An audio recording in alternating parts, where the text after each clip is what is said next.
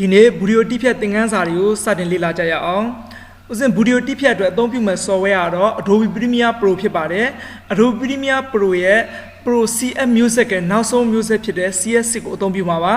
ဒီမှာဥစဉ်ဒီမှာ CS6 ကို install ပြီးပါပြီကိုယ့်ရဲ့ကွန်ပျူတာမှာဒီ CS6 မရှိသေးဘူးဆိုလို့ရှိရင် install လိုက်ပါ Premiere Pro CS6 ပေါ့နော်ဒီ CS6 ကိုကွန်ပျူတာမှာ install မယ်ဆိုလို့ရှိရင်တော့အဲ့ဒီကွန်ပျူတာအနည်းဆုံး i3 လောက်ဖြစ်တင်ပါတယ်64 bit ဖြစ်ရမယ်32 bit မှာ run လို့မရပါဘူး64 bit ဖြစ်ရမယ် Windows 7ကနေပဲအထက်ဖြစ်တင်ပါတယ် run ကတော့ 4K ဆိုလို့ရှိရင်သူကအလုပ်တော့လုပ်တယ်ဒါပေမဲ့တိတ်တော့မနိုင်ဘူးပေါ့နော် run က 8K ဖြစ်ရမှာမယ်သူတို့ recommend ပေးလာတဲ့ run 8K လို့ပြောထားပါတယ်ဒီဗီဒီယိုတိဖြတ်လုံးမယ်ဆိုလို့ရှိရင်တော့ကိုယ့်ရဲ့ကွန်ပျူတာက laptop တဲ့ဆိုင် desktop ကပိုကောင်းပါတယ် laptop တွေကဘယ်လောက်ပဲကောင်းကောင်း desktop လို့မမီပါဘူး desktop ကပို့ပြီးတော့ခံနိုင်ဖို့ရှိပါတယ်ဒါ install လုပ်ပြီးသားဆိုတော့ဖွင့်ကြရအောင်ဥစဉ်ဒီပုံမှာ double click နဲ့ပြီးတော့ဖွင့်လိုက်ပါမယ်ဒါပွင့်ကိုနည်းနည်းလေးစောင့်ပါတယ်เนาะသူကနည်းနည်းကြာတတ်ပါတယ်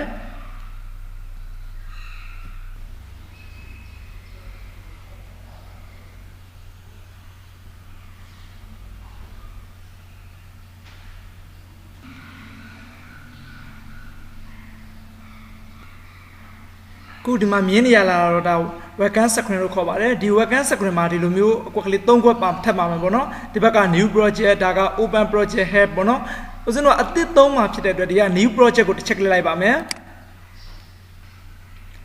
ခုလိုမျိုးထပ်ပေါ်လာပါလေဒီ new project ထဲမှာဒီအောက်မှာကဒီ project ရဲ့အမည်ပေါ့နော်ကိုကဘာလဲဒီအမည်တစ်ခုပေးလိုက်ပေါ့နော်ဥစဉ်လောလောကူကူပဲပေးလိုက်ပါမယ် WTYT 1လို့ပေးလိုက်မယ်နော် WD1D1 ဒီအပေါ်မှာ location ဒီ project ကိုဗမာသိမ်းမှာလဲသိမ်းမဲ့နေရာကိုရွေးပြရပါမယ်ဒီမှာ browse ထဲကိုတစ်ချက်ဝင်လိုက်ပါမယ်ကဲဒီထက်ရောက်သွားပြီဒီထက်မှာဥစဉ်ကွန်ပျူတာမှာတော့ဒီမှာ partition နှစ်ပိုင်းပဲခွဲထားနော်ဒီ C နဲ့ E နှစ်မျိုးပဲရှိပါတယ်ဒီ C ကတော့ဒါက Windows partition ဘိုင်းပေါ့နော်အဲ့ဒါဆိုဒီ C မှာမထည့်ပါဘူးလွတ်တဲ့နေရာဒီမှာ E ပေါ့နော် E တွေကိုတစ်ချက်လိုက်မယ်E တဲ့ရောက်ရနော် E တဲ့မှာတီးတန်ဖိုတာလေးတစ်ခုစောက်တော့ထည့်လိုက်မယ်နော်ဒီမှာ right click တစ်ချက်နှိပ်မယ် right click နှိပ်ပြီနော်နှိပ်ပြီးအောက်မှာ new ဆိုတာရှိအဲ့ new ကိုတစ်ချက်လိုက်ပါမယ် new အပေါ်ဆုံးမှာဖိုတာဆိုတာရှိနော်အဲ့ဖိုတာကိုတစ်ချက်လိုက်မယ်ဒီမှာဖိုတာလေးရအောင်နော်ဒီဖိုတာလေးမှာတကယ်အမည်တစ်ခုပေးလိုက်မယ်နော် WTYT 1လို့ပြလိုက်မယ်နော်ဒါ WD1D1 project တွေဒီမှာတစ်ချက်ကလစ်လွတ်တဲ့နေရာကလစ်နော်ဒါကိုတစ်ချက်ကလစ်လဲပြီးရောဒီမှာ select folder ကိုနှိပ်လိုက်မယ်နော် select folder နှိပ်လိုက်မယ်ဒါဆိုရင်ဒါဒီမှာ location မှာ e တစ်ပိုက်ထဲမှာ WD1D1 ဆိုတဲ့အဓိပ္ပာယ်သက်ရောက်သွားပြီနော်ဒီ project ရဲ့အမည်က WD1D1 ဘာမှသိမ့်မလဲ e တစ်ပိုက်ထဲမှာ WD1D1 မှာသိမ့်မယ်ကြိုက်ပြီဆိုဒီမှာ okay နှိပ်လိုက်ပါဒီလိုထပ်ပေါ်လာပါလေဒီမှာ sequence ပေါ့နော် sequence အမည်ပေးမှာလားတဲ့ပေးခြင်းပေးမပေးခြင်းလဲထားဒီတိုင်းထားလို့ရပါနော်ဥစဉ်မပေးတော့ပါဘူး okay ပဲဆက်နေလိုက်ပါမယ်ခုလိုမျိုးဒါပေါ်လာတယ်ပေါ့နော်ဒါကြီးကိုဥစဉ်တို့ word space လို့ခေါ်ပါတယ်ဒီမှာ word space အကြမ်းမြင့်အားဖြင့်ဆိုလို့ချင်းဒီ word space မှာအကွက်၄ခွက်ရှိပါတယ်ဒီမှာတစ်ကွက်ဒီမှာတစ်ကွက်ဒီမှာတစ်ကွက်ဒီမှာတစ်ကွက်ဒီ word space မှာအကြမ်းမြင့်အားဖြင့်အကွက်၄ခွက်ရှိတယ်အဲ့ဒီအကွက်၄ခွက်ထဲမှာဒီဘက်ကအကွက်ဒီကွက်ကိုပေါ့နော်ဒီကွက်ကိုဥစဉ်လို့ source monitor လို့ခေါ်မှာနော်ဒီဘက်ကွက်ကနာမည်က source monitor ဒီကွက်ကနာမည်ရသိပါရင်နော်ကဲခုတစ်ခါဒီဘက်ကွက်သွားမယ်ဒီဘက်ကွက်ကနာမည်က program monitor လို့ခေါ်မှာနော်ဒီဘက်ကွက်ကနာမည်က program monitor ဒီနှစ်ကွက်ကြောင့်သိသွားပြီဒီကွက်နော်ဒီကွက်တရားဒီမှာဒီဘက်ကတင်မှာဆိုရှင် project WD1D1 ဆိုတာရှိတယ်နော်ဒါကိုလို့ဥစဉ်လို့ project panel လို့ခေါ်မယ်နော်ဒါ project panel နော်ဒီကွက်သိသွားပြီကဲဒီမှာဒီကွက်တစ်ကွက်နော်ဒီကွက်ကိုတော့ဘယ်လိုခေါ်မလဲဆိုရင် timeline panel လို့ခေါ်မှာနော်ဒါ timeline panel ဒီအခေါ်လေးတွေသိရမှာနော်ဒါဆိုဒီ၄ခုရဲ့အခေါ်လေးသိသွားပြီဒီကြားထဲမှာဒီဟာလေးအကွက်ကလေးတစ်ခွက်ရှိရနော်အဲ့ဒီဟာကိုလို့ဥစဉ်လို့2 panel လို့ခေါ်မှာနော်ဒါလေးကအသုံးပြုမှာ2 panel ဒီဟာလေး2 panel လေးနော်ဟုတ်ပြီဒီဘက်မှာတစ်ခွက်အကွက်ကလေးဒီမှာတစ်ခွက်ကလေးရှိသေးတယ်ဒီအချောင်းလေးပေါ့နော်ဒါလေးကိုလို့ဥစဉ်လို့ဒါ audio master လို့ခေါ်မှာနော် audio master meter လို့ခေါ်ပါတယ်နော်ဒါ audio master meter ဒါ audio master meter နော်ဒါဆိုရင်ဒီကအခေါ်လေးအရင်သဘောပေါက်သွားတော့ပါပြီဒီ ဒီမှာဒီ panel လေးတွေဦးဇင်းတို့အရွှေ့ပြောင်းလို့ရတယ်နော်ဒီမှာဒါဒီဘက်မောက်ကလေးနဲ့တို့ဖိလေပေါ့ဟောဒီဟာလေးကိုဒီဘက်ကလေးကိုဒီလိုလေးရွှေ့လိုက်လို့ရတယ်အော်ဒီမှာဒါလေးကိုလည်းဒီမှာဒီလိုလေးရွှေ့လို့ရတယ်ပေါ့နော်အခုမှကိုအချင်းကျဲလေးတွေလုပ်လို့ရတယ်ဒီပေါ်မှာဒီမှာဆိုရင်ဦးဇင်းတို့ဒါ project panel နော်ဒီဘက်မှာဆိုရင်အများကြီးရှိသေးနော်ဒါလေးကိုနည်းနည်းလေးဒီဘက်ကလေးတစ်ခါပြန်ရွှေ့ကြည့်လိုက်မယ်ဒီမှာဆိုလို့ရှိရင် media browser ဒီ media browser ကိုမလိုသေးဘူးဆိုဒါလေးကိုဒီမှာပိတ်ပစ်လိုက်လို့ရတယ်နော်ဒီမှာကြက်ချေကလေးချင်းပိတ်လိုက်ပြီเนาะဒီမှာဒါဆိုဒီမှာနှစ်ခုပဲကျန်တော့တယ်အပေါ်မှာလည်းအဲ့ဒီလိုပဲဒီမှာအများကြီးပဲရှိတယ်เนาะဒါလေးကိုမလိုချင်လေးပိတ်လို့ရတယ်ဒီ workspace ကိုဦးဇင်းတို့ကဒါက original ပေးထား workspace ပေါ့เนาะအကိမ်းမြဒါဦးဇင်းတို့လှုပ်လိုက်ပြီဒီဟာလေးဒီမှာဟိုရွှေ့လိုက်ပေါ့เนาะအဲ့ဒီမှာဒီအပေါ်သွားပြီးထည့်လိုက်ပြီဒီတူပေါက်ကဒီအပေါ်ရောက်သွားဒီဟာလေးဟိုရွှေ့ရှောက်ရွှေ့တာเนาะဒါကိုဒီအပေါ်ရွှေ့လိုက်ပြီးကဒါကိုလည်းဒီမှာဒီဟာကိုလည်းဒီမှာဟိုအပေါ်လျှောက်ပို့လိုက်မယ်ကဲဒီမှာဒီလိုလေးပို့ပြလိုက်မယ်နော်တောင်ပို့မြောက်ပို့ပြီးငကိုတိုင်းပြန်လုပ်ချင်တယ်ဆိုလို့ရှိရင်ဟောဒီမှာ window တွေဝင်လိုက်နော်ဒီ window တွေချက်ကလိုက်မယ်ဒီအပေါ် window menu တွေ window တွေဝင်လိုက်မယ်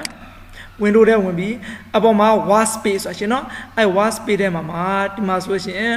reserve current workspace ဆိုရှင်နော်အဲ့ဒါကိုတစ်ချက်ပြန်နေချင်သူငကိုတိုင်းပြန်ဖြစ်သွားမယ် yes နေလိုက်နော်ဒါသူငကိုတိုင်းပြန်ဖြစ်သွားပါလိမ့်မယ်အဲ့ဒါဆိုသူ့ငကိုတိုင်းပဲเนาะဒီ workspace လေးကိုမှဦးဇင်းတို့အသုံးလူလာလေးတွေဟိုယူထားမှာဒီမှာဒီ media browser ဆိုတာအသုံးမလို့ပိတ်ထည့်လိုက်เนาะဒီမှာ info ဆိုချင်တဲ့အသုံးမလို့ပိတ်လိုက်เนาะအဲဒီက mark ဆိုလဲအသုံးမလို့ပိတ်လိုက်เนาะဒီမှာဒီဟာ3ခုလောက်ပဲရှိတယ်ဒါမျက်စိရှင်းရှင်းလေးဖြစ်သွားတာပေါ့เนาะအဲ့ဒါမျိုးလေးကိုကိုပိုင် workspace အမီလေးလုပ်ချင်တယ်ပေါ့เนาะဒါလေးကိုလည်းနည်းနည်းလေးဒီဘက်ကကျဲနေတယ်ဒီဘက်ကလေးကိုနည်းနည်းလေးကျင်းလိုက်မယ်ဒီဘက်ကလေးကိုနည်းနည်းလေးဆွဲကျင်းလိုက်မယ်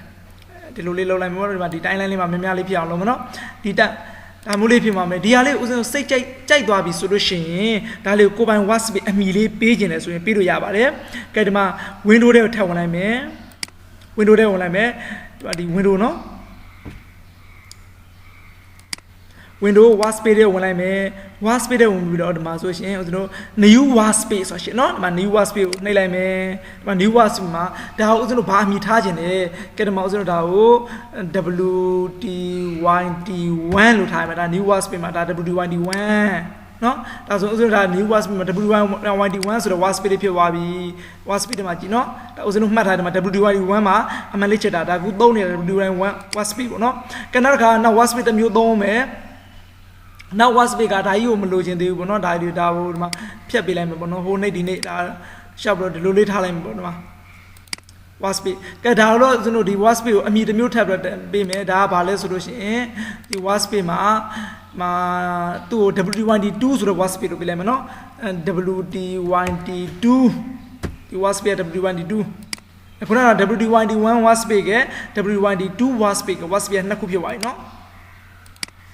ဒီမှာဆို WD1D1 and WD1D2 ပဲကဲ WD1D1 workspace ကိုပြန်လို့ချင်း WD1D1 ကိုပြန် check လိုက်ဒါဆိုရင်ဦးဇင်းတို့ဒါ WD1D1 workspace เนาะဒီကနေပြီးတော့ဦးဇင်းတို့ဒီမှာဆိုရင်သူ့ original တိုင်းပြန်လို့ချင်းလို့ရှင်တော့ version ကားတဲ့ workspace original တိုင်းပေါ့เนาะဒီမှာ audio နဲ့ပတ်သက်လို့ရှင် audio နဲ့ပတ်သက်တဲ့ workspace လေးရှိတယ်ပေါ့เนาะခဏစတာ sound လိုက်ဒီမှာဒါ audio နဲ့ပတ်သက်တဲ့ workspace ပုံစံမျိုးလေးเนาะဒီမှာ workspace ဒီမှာအများကြီးရှိတယ်ဒါပေမဲ့အသုံးအများဆုံးကတော့ဒီ version ကားတဲ့ workspace ပေါ့เนาะ version ကားတဲ့ workspace ကိုတစ်ချက်နေလိုက်မယ် yes ပေးလိုက်ပါမယ်ဒါပုံမှန်အသုံးပေါ့เนาะ version ကားတဲ့ workspace ကို workspaceဒါ video editing အတွက်သုံးမှာဆိုဒီမှာ editing ဆိုရှိတယ်เนาะဒီမှာ editing ကိုနှိပ်လိုက်မယ်ဒါကိုက video အတွက်သုံးမှာဆိုရှင်ပေါ့เนาะဒါ video editing မှာဒီမှာ project ပဲเนาะဒါဆိုရင်ဒီသင်ခန်းစာ1မှာတော့အရင်ကြီးထူး